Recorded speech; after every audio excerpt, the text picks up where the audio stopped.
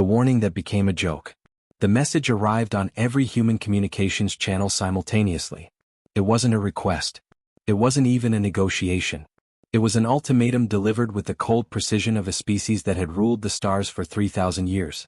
The holographic projection flickered to life aboard the cargo hauler Resilient Dawn, filling the cramped bridge with blue light. A figure appeared, tall and angular, with skin that shimmered like polished obsidian. Its eyes were multifaceted, reflecting light in a way that seemed deliberately designed to unsettle lesser beings. "This is Ambassador Velnus of the Galactic Consortium High Council," the figure announced, its voice carrying the weight of assumed authority. "Humanity is hereby ordered to cease all expansion activities beyond Sector 7 of the Orion Spur. Your species has violated 37 protocols regarding colonization rights, resource extraction and territorial boundaries. You have 72 standard hours to withdraw all vessels and personnel from disputed zones. Failure to comply will result in immediate military enforcement. This is not a negotiation. This is your only warning." The transmission ended abruptly, leaving the bridge of the Resilient Dawn in silence for exactly 3 seconds. Then Captain Sarah Chin laughed. It wasn't a nervous laugh or a bitter one. It was genuine, the kind that comes from deep in the belly and spreads like wildfire. Within moments her entire crew joined in. The navigator, a burly man named Torres, slapped his console. The communications officer, young Jenna Park, had tears streaming down her face. Even the ship's AI, which normally maintained professional composure, added what could only be described as a mechanical chuckle. "Did he just," Torres gasped between laughs, "did he just threaten the entire human race with a 72-hour deadline? Like we're children who stayed out past curfew," Jenna added, wiping her eyes. Sarah leaned back in her captain's chair, a smile still playing on her lips. She was a woman in her early 40s, with salt and pepper hair tied back in a practical bun and eyes that had seen both the beauty and brutality of space. Before becoming a cargo hauler captain, she'd served 10 years in the Terran Defense Fleet. She knew what real threats looked like. This wasn't one. "Patch me through to the colony on New Terra," she said, her voice still carrying traces of amusement. "I have a feeling they got the same message." The screen shifted to show Commander Marcus Reed, the defense coordinator for New Terra, humanity's most distant established colony. He was a man in his 50s with dark skin, sharp eyes, and a military bearing that never quite left, even in civilian clothes. Behind him, Sarah could see the bustling activity of the colony's control center. "Let me guess," Marcus said with a wry smile. "You got the fancy hologram too?" "Complete with dramatic pauses and everything," Sarah replied. "What's your read on this?" Marcus's expression became more serious, though the hint of amusement didn't entirely fade. "Honestly, it's about what we expected. The consortium has been watching us expand for the last 50 years. They've been nervous since we developed the skip drive and started moving faster than their regulations could keep up with. But threatening us like this." He shook his head. "They don't understand humans at all." "Should we be worried?" Torres asked from his station. Marcus considered the question carefully. "Worried? Maybe. Scared? No.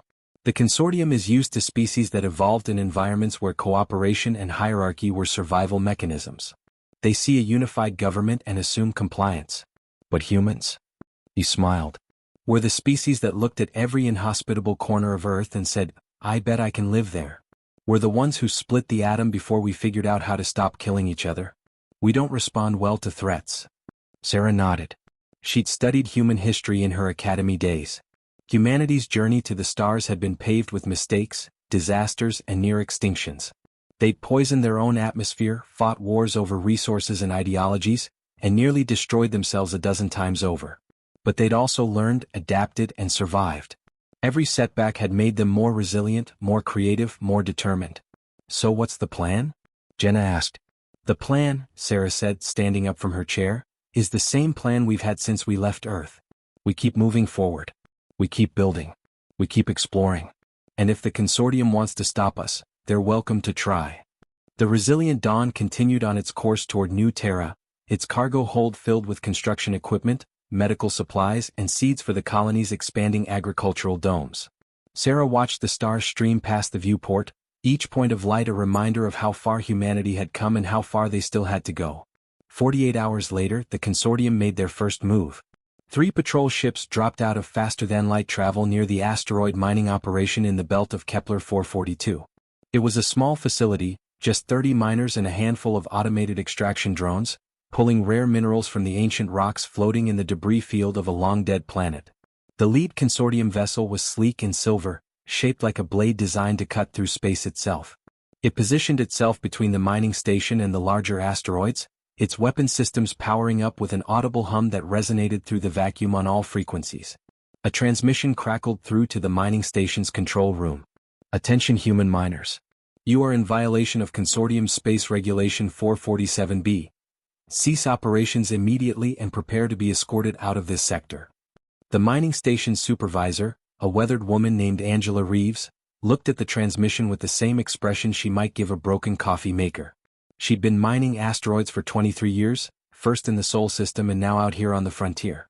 She'd survived equipment failures, solar flares, and a pirate raid that had left her with a scar across her left cheek. 3 alien ships with fancy lights didn't impress her much. "This is Supervisor Reeves of Mining Station Kepler 7, she responded, her voice flat and professional. "We've been operating here for 8 months under proper claim protocols. We're not going anywhere." "You have no authority to make claims in consortium space," the alien voice replied, now with an edge of irritation. "And you have no authority to tell humans where they can and can't work," Angela shot back. "Now if you'll excuse us, we have quotas to meet." She closed the channel and turned to her team. "Keep drilling.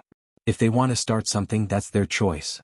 The consortium ships held their position for 6 hours, weapons powered but not firing, clearly expecting the humans to back down. When they didn't, one of the patrol ships moved closer, attempting to physically block the mining drones from reaching the asteroids. That's when things got interesting. The mining drones, designed for breaking apart rocks in zero gravity, were equipped with industrial plasma cutters and magnetic grapples. They weren't weapons exactly, but in the hands of creative operators, they didn't need to be. When the consortium ship tried to intercept a drone, the little machine simply adjusted its trajectory, used its grapple to latch onto the ship's hull, and fired its plasma cutter in a brief, controlled burst. The alien vessel's shields flared and held, but the sudden attack caught them completely off guard. Alarms blared on their bridge. The ship pulled back hastily, and Angela could almost imagine the confusion among the crew. "Did they just?" one of her miners asked, staring at the monitor. "Yep," Angela said with satisfaction. "Improvise, adapt, overcome. That's the human way." The consortium ships retreated to a safer distance, clearly reassessing their approach. Within hours, reports of the incident had spread across human communication networks, and then beyond into the wider galaxy. On a trading station in the neutral zone between human and consortium space, dozens of alien species gathered in the market district, their conversations buzzing with news of the confrontation. "Did you hear?" a VRL merchant chittered to its neighbor, its insectoid mandibles clicking with excitement. "The humans actually fought back against a consortium patrol. With mining equipment," added a Quellan trader, its 3 eyes blinking in sequence. "They used tools, not weapons." The consortium didn't know how to respond. A grizzled Thros elder, its scaled hide marked with the scars of long years, listened to the conversations with interest. Thros were an old species, traders and observers who had watched empires rise and fall across millennia. They rarely took sides, preferring to remain neutral and profit from all parties.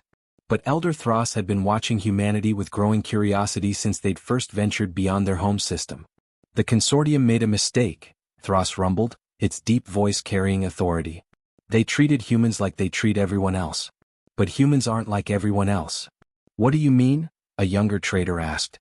"Most species that reach the stars do so through cooperation and careful planning," Thros explained.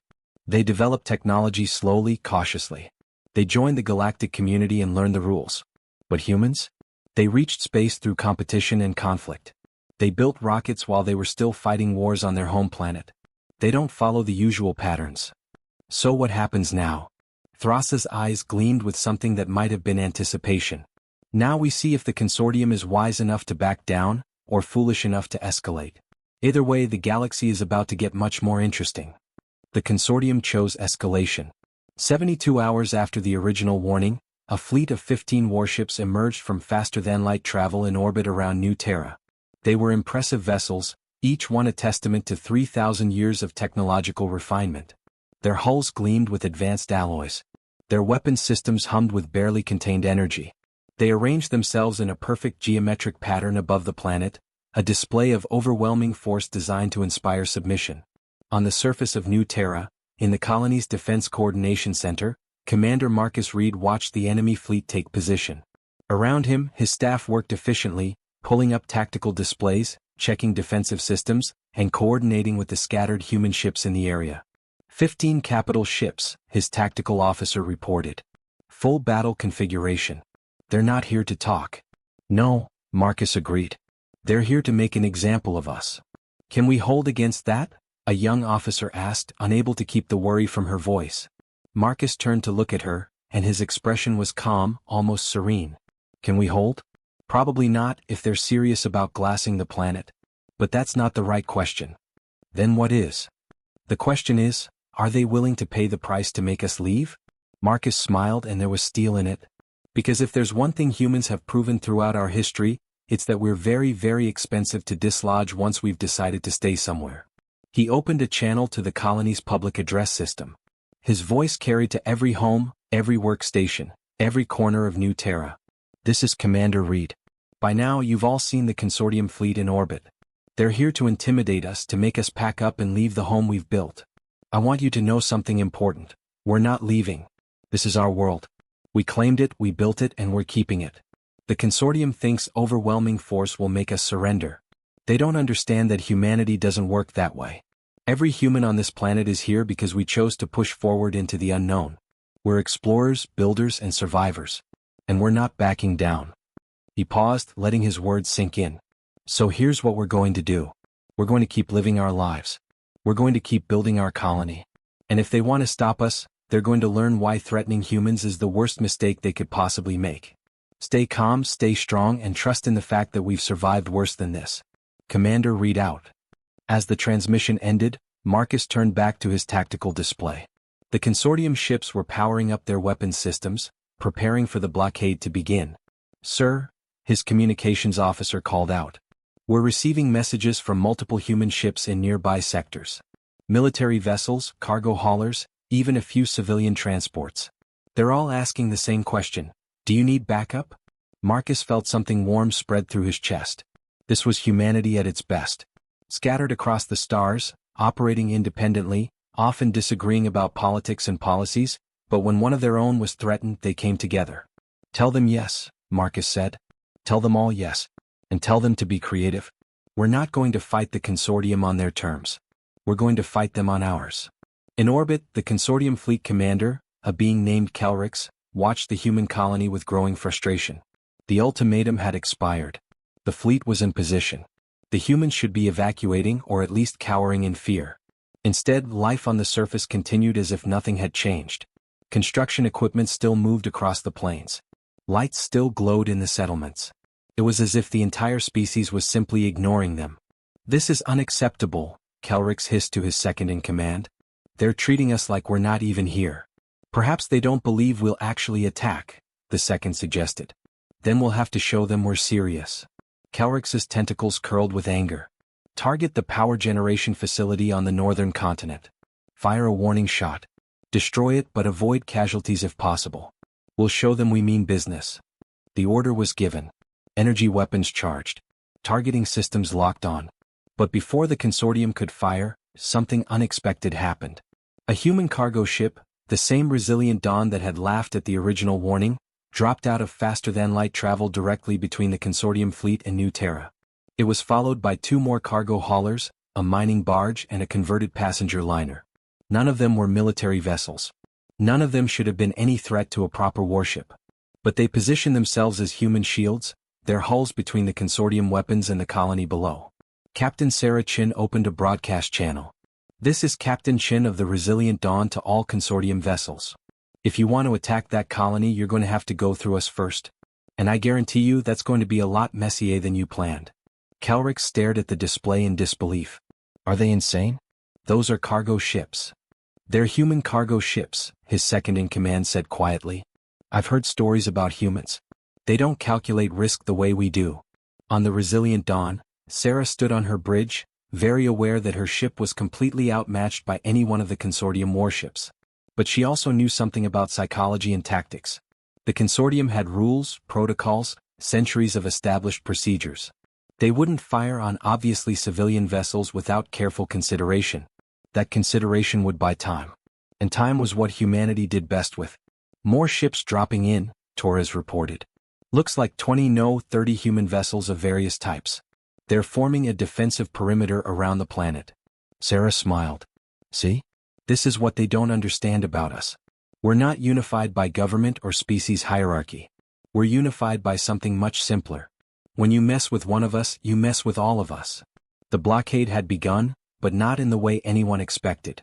The consortium fleet surrounded New Terra, but between them and the planet floated a growing swarm of human vessels, none of them built for combat, all of them stubbornly refusing to move. And down on New Terra, Commander Marcus Reed watched the standoff develop and allowed himself a small, satisfied smile. The consortium had issued a warning. Humanity had laughed. Now it was time to show them why that laughter should have been taken as a warning of its own, when laughter turns to thunder. The standoff lasted for 3 days, and with each passing hour, the consortium's position grew more complicated while humanity's grew stronger. Commander Kelrix paced the bridge of his flagship, the Eternal Dominion, watching the tactical display with mounting frustration. What should have been a simple show of force had transformed into a diplomatic nightmare. The human vessels surrounding New Terra now numbered over 60, and they kept coming. Cargo haulers, mining ships, passenger transports, even a few ancient colony vessels that looked like they'd been pulled out of museums. None of them were warships, but all of them sat stubbornly between his fleet and their target. Status report, Kelrix demanded. His tactical officer, a methodical being named Service, pulled up the latest analysis. The human vessels maintain their positions. They've established overlapping defensive zones.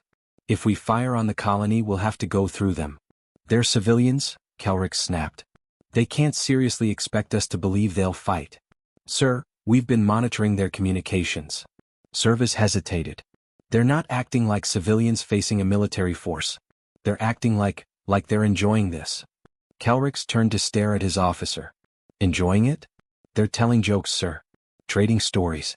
One ship is apparently teaching others how to make what they call improvised countermeasures from mining equipment. Another is streaming music across all frequencies. They've turned this into some kind of social event. On the Resilient Dawn, Sarah Chen was indeed listening to music while her engineering team worked on what they cheerfully called their defensive modifications.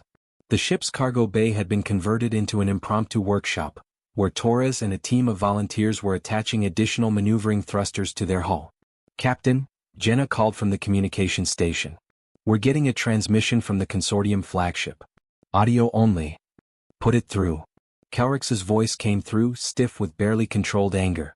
Captain Chin, this is Commander Kelrix of the consortium fleet. Your actions are in direct violation of multiple galactic regulations. You are interfering with a legitimate enforcement operation. Legitimate according to who? Sarah replied pleasantly. Last I checked, the consortium doesn't have jurisdiction over human colonies. The consortium has maintained order in this galaxy for 3,000 years. Your species has been in space for barely a century. You don't understand the complexities of interstellar law. Maybe not, Sarah admitted. But we understand property rights pretty well. New Terra was claimed legally under the open territory provisions of the Galactic Commons Treaty. The colony has been here for 5 years. We've built homes, farms, schools. And now you want us to just pack up and leave because it's inconvenient for you? This is not about convenience. This is about maintaining stability. No, Sarah said, and her voice lost its pleasant tone. This is about control. You're used to species that ask permission before they breathe. Humanity doesn't work that way. We never have. We didn't ask permission to leave Earth. We didn't ask permission to develop the skip drive. And we're not asking permission to exist in this part of the galaxy. Then you force our hand, Kelrix replied coldly. We will remove you by force if necessary. You could, Sarah acknowledged. You've got bigger ships, better weapons, more resources. You could probably destroy every human vessel out here and glass New Terra if you really wanted to. But here's the thing you need to understand, Commander. We're not here because we think we can win a straight fight. We're here because making you win that fight is going to cost you more than you're willing to pay. You overestimate your importance. Maybe. Or maybe you underestimate how stubborn humans can be when you threaten their homes. Tell me, Commander, how is the Consortium High Council going to react when you report that you destroyed 60 civilian vessels to enforce a blockade? How are the other species in the galaxy going to react? Because I guarantee you, every one of these ships is recording everything. Every communication, every sensor reading, every moment of this standoff. If you fire on us, the whole galaxy is going to watch. Silence stretched across the channel. Your threats are meaningless, Kelrix finally said, but there was less certainty in his voice. They're not threats. They're just facts. You wanted to make an example of us. Well, congratulations. You are. But not the example you intended. The transmission cut off. Jenna looked at Sarah with wide eyes. Captain, do you think they'll actually back down? No, Sarah said honestly. But I think we just made them think twice. And sometimes that's enough. On New Terra, Commander Marcus Reed was having a similar conversation with his defense staff, but with a very different tone. The consortium isn't going to give up, he told them, studying the orbital display. They've committed too much force and too much political capital. Backing down now would make them look weak across the entire galaxy. So they're going to escalate. What form will that escalation take? His tactical officer, Lieutenant Commander Amara Okafor, asked. Marcus zoomed in on the consortium fleet formation. They'll try to separate us. Draw out some of our ships, create gaps they can exploit. They're thinking like military tacticians, which means they're assuming we're thinking the same way. Aren't we? No. We're thinking like humans, which is different. Military tactics assume rational actors making logical decisions based on self-preservation. But humans? Marcus smiled. We're the species that invented the concept of, hold my beer and watch this. We don't always make logical decisions. Sometimes we make decisions based on spite or pride, or just because someone told us we couldn't. As if on cue, a new transmission came through. It wasn't from the consortium. It was from a small freighter called Lucky 13 that had just dropped out of faster-than-light travel at the edge of the system. New Terra Control, this is Captain Yuki Tanaka of the Lucky 13. We heard you folks were having a party and nobody invited us. That's just rude. Where do you want us? Marcus laughed. Captain Tanaka, welcome to the party. Take position in Sector 7 and make yourself comfortable. Copy that. Oh, and Commander? We brought fireworks. Fireworks. Leftover mining charges from the asteroid belt. They're technically expired and not safe for commercial use, but I figure if things get interesting they might make a nice light show. Marcus shook his head, still smiling. Approved, Captain. Just keep them secured for now. Lieutenant Okafor looked at him with concern. Sir, we're not actually planning to use civilian mining charges as weapons, are we? Of course not, Marcus said. But the consortium doesn't know that. Every little piece of uncertainty we create works in our favor. They're trying to solve this problem using 3,000 years of accumulated military doctrine. We're solving it using pure human creativity. That's our advantage. The advantage became more apparent over the next 12 hours. The consortium fleet attempted a probe, sending 2 warships to the edge of the human defensive formation, trying to identify weak points. What they encountered instead was organized chaos. Human vessels didn't maintain rigid formations. They drifted, adjusted, even seemed to move randomly at times. But whenever the consortium ships tried to find a gap, human vessels were there, blocking the approach. It's like they're reading our minds, Servas reported to Kelrix. Every tactical move we plan, they counter before we execute. That's impossible, Kelrix snapped. They can't have that kind of coordination without a command network, and we detect a command network. What the consortium didn't understand was that humans didn't need formal command networks. They had something more chaotic and more effective: distributed decision-making and a shared understanding of their goal. Every human captain out there knew what they were trying to accomplish. They didn't need orders. They just needed to see what was happening and react. When a consortium ship moved left, the nearest human vessels shifted to block. When the consortium tried to create a diversion on one side, human captains on the other side stayed in position because they recognized the tactic. It wasn't military precision. It was more like a street gang that had grown up fighting together, each member knowing instinctively how the others would move. But the real surprise came from an unexpected source. On the trading station in the neutral zone, Elder Thras had been watching the standoff with growing interest. The old trader had lived through many conflicts, seen many species rise and fall, but this situation fascinated him. Here was humanity, barely a century into space travel, facing down the most powerful political entity in the known galaxy. And they were doing it by simply refusing to acknowledge that they should be afraid. Thras made a decision. He contacted 3 other merchant captains, all from species that had long chafed under consortium regulations. Within hours, a small convoy of trading vessels arrived at New Terra, not to fight, but to deliver supplies. Food, water, medical equipment, and most importantly, information. The consortium is losing support, Thros told Commander Reed in a private transmission. Word of this standoff has spread. Many species are watching to see if humans can actually stand up to them. If you hold, you'll have more friends than you know. And if we don't hold? Marcus asked. Then we'll all know that the consortium still rules the galaxy and nothing will change. But I don't think you're going to fold, Commander. I've studied humans. You're a peculiar species. Most races develop space travel after they've achieved peace on their homeworld. You developed it while still fighting among yourselves. You learned to cooperate not from harmony but from necessity. That makes you dangerous. Dangerous to who? To anyone who tries to control you, Thros replied. The merchant's prediction proved accurate sooner than anyone expected. On the fourth day of the blockade, ships began arriving from other human colonies. Not cargo vessels this time, but actual warships. The Terran Defense Fleet had been mobilizing since the standoff began, and now they emerged from faster-than-light travel in force. 12 destroyers, 4 cruisers and 1 carrier battle group, led by Admiral Kwame Osei aboard the indomitable Will. The tactical balance shifted dramatically. Kelrix watched the human warships take position and felt something he hadn't experienced in decades: uncertainty. His fleet still had numerical superiority, but the margin was now much thinner. And more importantly, the rules had changed. Attacking civilian vessels was one thing, politically messy but potentially justifiable. Attacking military vessels would mean actual war. Sir, Service said quietly. We're receiving a transmission from the human admiral. Put it through. Admiral Osei's face appeared on the screen. He was a man in his 60s, with dark skin, gray hair, and eyes that had seen combat. Unlike Captain Chen's defiant humor or Commander Reed's strategic calm, Osei projected pure military professionalism. Commander Kelrix, Osei said formally. I am Admiral Kwame Osei of the Terran Defense Fleet. I'm here to inform you that New Terra is under the protection of Earth and all human colonies. Any attack on this world or on the civilian vessels defending it will be considered an act of war against humanity. You cannot win a war against the consortium, Kelrix replied, though his voice lacked conviction. Perhaps not, Osei acknowledged. But we can make it cost you everything. Your fleet has 15 warships. I have 16. You have the backing of the consortium bureaucracy. I have the backing of every human in the galaxy, and that's currently about 8 billion people spread across 47 colonies. You can win battles, Commander. We'll win the war through sheer bloody-minded stubbornness. You're willing to sacrifice your people for one colony? You're missing the point, Osei said, and for the first time, a hint of emotion entered his voice.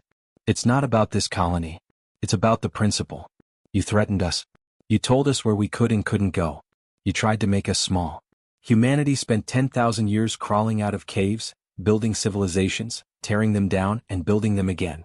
We split the atom, walked on our moon, and reached for the stars. And we did all of it while being told it was impossible. So no, Commander, we're not backing down. Not here. Not ever. Kelrix felt the weight of the decision pressing down on him.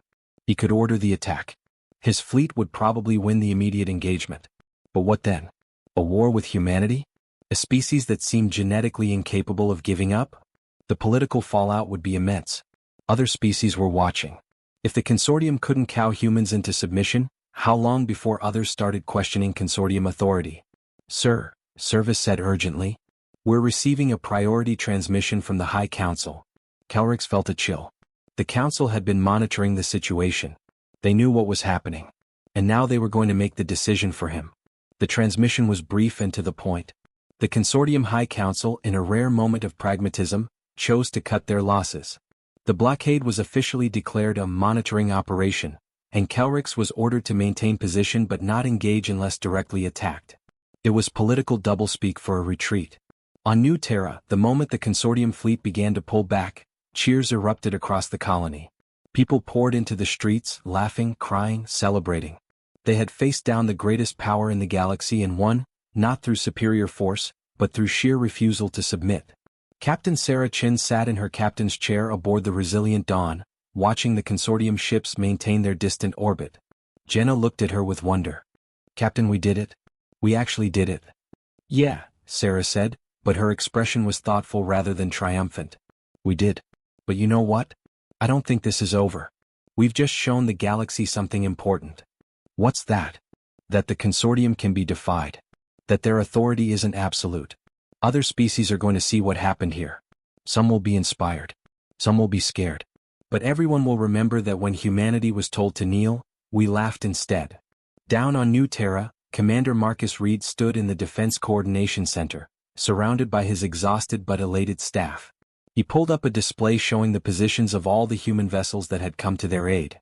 63 civilian ships and 16 military vessels, all crewed by people who had dropped everything to defend a colony most of them had never even visited. Lieutenant Okafor approached him. "Sir, we're receiving congratulations from colonies across human space. Some are calling this the laughing defense." Marcus smiled at that. "It fits. We were threatened and we laughed. We were blockaded and we joked. We were told to surrender and we threw a party instead. That's very human. Do you think the consortium will try again? Eventually, maybe. But not the same way. They'll think twice before threatening human colonies again.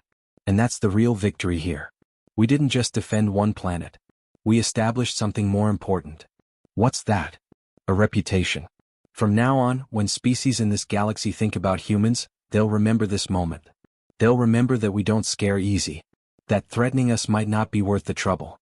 That we're small and young and new to space, but we've got something that 3,000 years of consortium dominance can't understand." "And what's that, sir?" Marcus looked out at the colony spreading across the planet's surface, at the lights of homes and farms and schools, at the future humanity was building out here among the stars.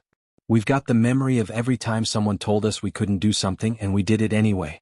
We've got the DNA of survivors who refused to quit through ice ages and droughts and wars and disasters. We've got the collective stubborn spite of a species that learned to thrive by refusing to accept limitations." He smiled. The consortium issued a warning. They expected fear. They got laughter. And now they know that laughing humans are far more dangerous than frightened ones. Across the galaxy, in a dozen languages and 100 different ways, other species began to retell the story. The story of how humanity faced down the consortium and won, not with weapons or cunning, but with something simpler and more powerful: the absolute refusal to be intimidated. On the trading station, Elder Thros shared drinks with a group of younger merchants, all of them buzzing with the news.